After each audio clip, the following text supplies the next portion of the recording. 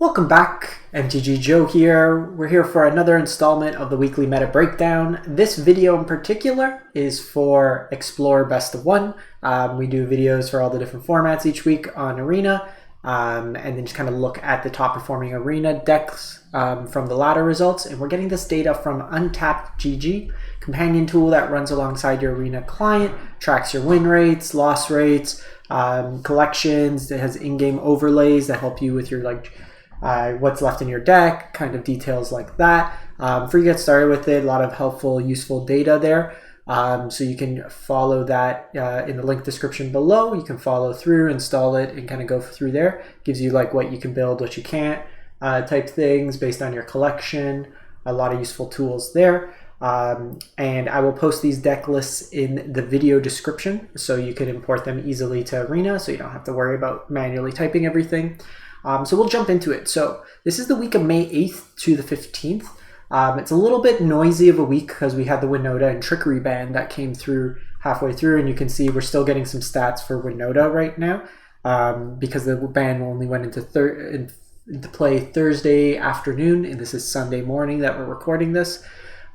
So this week's going to be a little messy with the data set itself, but we've had 45,000 games played of Explore Best of One. Comparing to Standard, for example, Standard had 240,000 games. So a bit of a difference in terms of volumes of games. I personally am finding the Best of One ladder a little tricky to navigate. There's a lot of varied decks, but all kind of attack on different angles, so it's hard to kind of necessarily just go straight linear aggro or like control or stuff like that. You're kind of getting beaten by different ways, but there's a lot of decks we can feature today.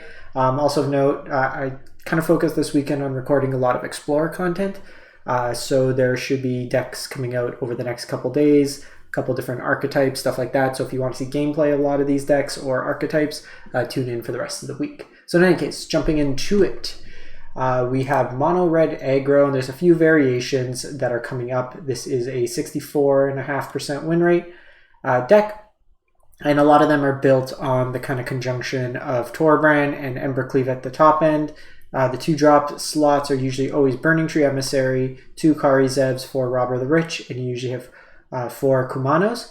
The 1-drop could be Fervent Champion, could be Fanatical Firebrand. This one's playing Falkenrath Pit Fighter. So this is actually interesting because it's very light on the 1-drop. Which you don't normally associate with an aggressive deck. You usually feel it's a little bit heavy hitter. This version is also playing Roiling Vortex in addition, so this kind of makes it so if you're running into Fires of Invention, they take 5 damage for every free spell they cast. And then the 3-drop slots, just 3/3/3/3, anti-life gain, anti-weenie stuff, and then Bonecrusher Giant, and then Anax for like board wipe insurance. 21-24 lands is usually where you want to be with these aggressive decks. It's kind of odd, like you think mono red, you're usually like 21, 22 lands, but because you have a density of 3 drops, and you usually have your mana accounted for multiple turns. You have Torbran, stuff like that. The Embercleave, you usually hit it with like 3 to 4 mana as your casting cost on Cleave. It's not like the 2 mana that you have in like a Gruul deck of past. Like you'll have the turns where you go like Kumano into like Burning-Tree, Kari Zev, and then Embercleave them, but it doesn't always work out in that regard. Tried out a couple variations, one with Chandra 3 without the Ferocidon, one that was heavier on 1-drops. So there's a couple different versions of Mono Red that I have up on a video already if you're interested in checking that out. Mono Blue Spirits, again, this is a deck that's got a couple different ways to build it. You see Brazen Burrows in some not. And this is a good illustration of the deck tracking capabilities of Untapped GG. So for me to build Spirits, right now I'm missing 4 Rattle Chains, 4 Supreme Phantoms, 2 Nebelgast Herald. So I need 8 rare wild cards, 2 uncommons. I have 21 rares, 36 uncommons, so I can craft this deck if I want. But this deck is very much a tempo deck, Protect the Queen. And it's kind of frustrating to play against, to be honest. I kept losing to it. If you don't have ways to interact generally at instant speed, there's a lot of ways for your opponent to protect. And kind of a big plus to this deck recently has been Geistlight Snare.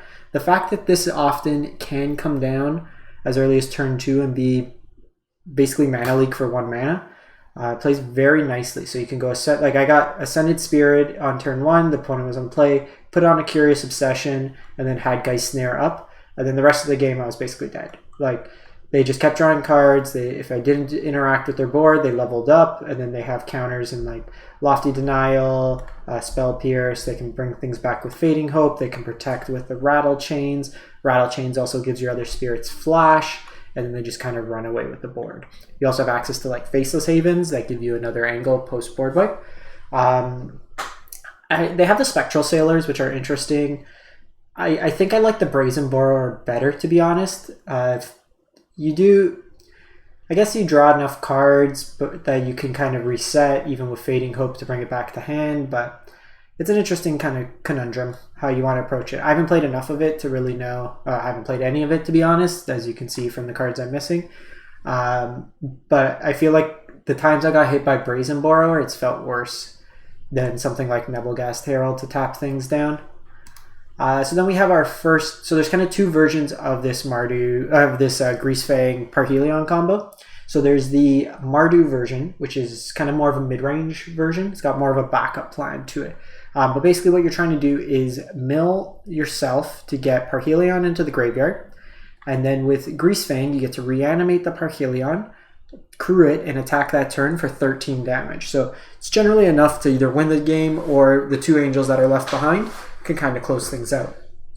You also have the flagship that can also just kind of put pressure that way.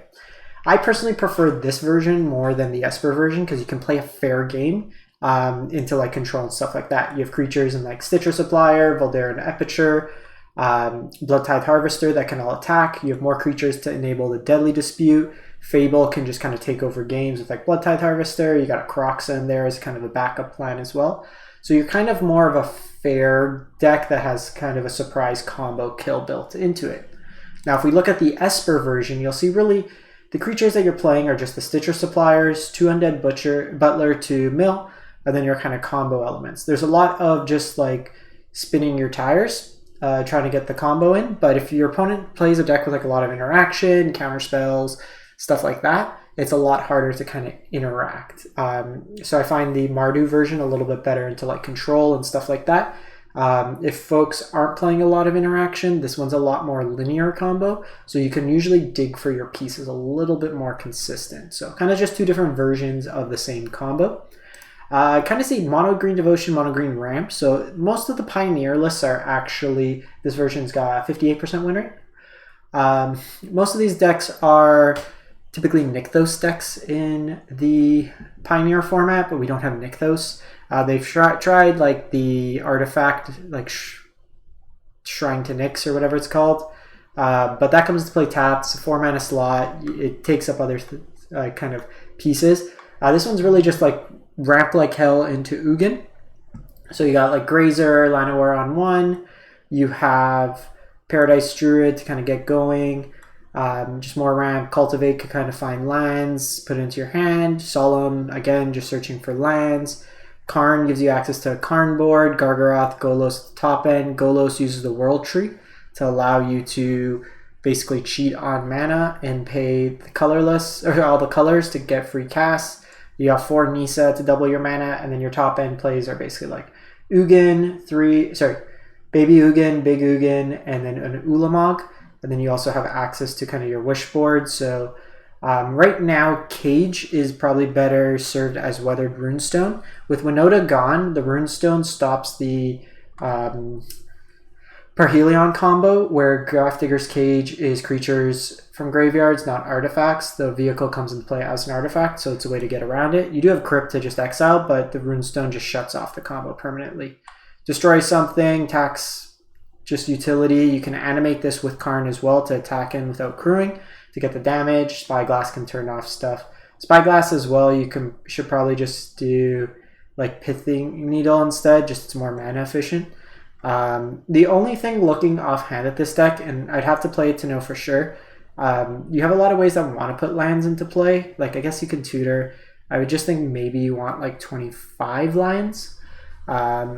See if there's like any other utility lands that you want to play, because you do have Golos available. You can play like the line that exiles graveyards. You could play the one with City Blessing, Arch of Araska to draw cards. There's just some options there, like being in these colors.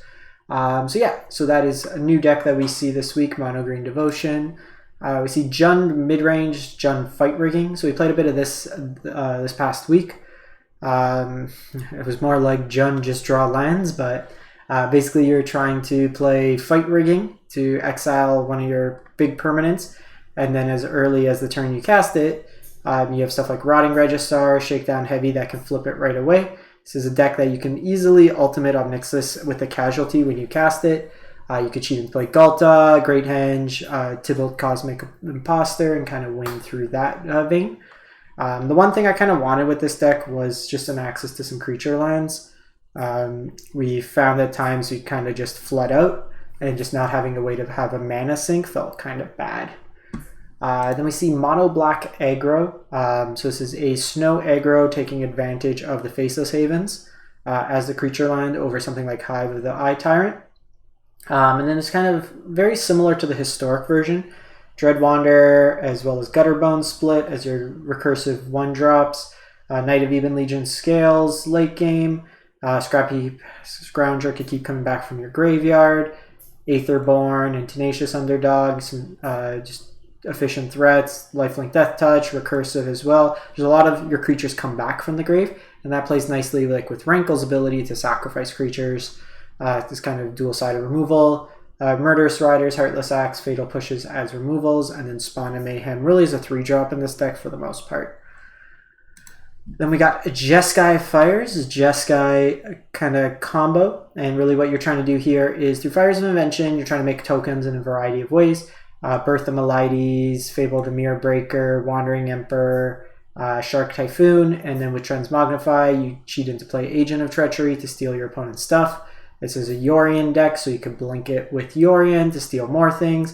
If you flip Fable the Mirror Breaker, you can make copies of the Agent every turn, and just take everything that your opponent holds dear. And then lastly, Rakdos Sacrifice, Rakdos Anvil. I actually found this deck, so this is one of the decks we played. I found it better in best of 3 than best of 1. The best of 1 ladder tends to be a little bit more linear. So this configuration I think is actually better served with Meathook Massacre main over something like Thoughtseize, just having access to the sweeper. Now this version here is playing Jangantha, so you need to get rid of the companion, but I think just having an access to sweeper, like if we look at a lot of these decks, mono blue, mono red, creature heavy deck, Mrdu vehicles, Esper vehicles, there's the combo element to it, but so these sack decks are usually unfavored against the combo, especially a flying combo. But Meathook can get rid of like a lot of the creatures in the Mrdu side, Mono Green Devotion, all those dorks, Jund midrange, get rid of, it's probably harder in the midrange version to kind of get rid of some of those chunky bodies, but like Mono Black, just kind of ways with that, it deals extra damage with the sweepers, stuff like that. So I think Meathook's better than the Jangantha package in this version, and the Two of Thoughtseize probably isn't going a whole like long kind of journey with this deck. But if you like the classic kind of Cat Evan deck, sack deck, this is that kind of style archetype for the Explorer format.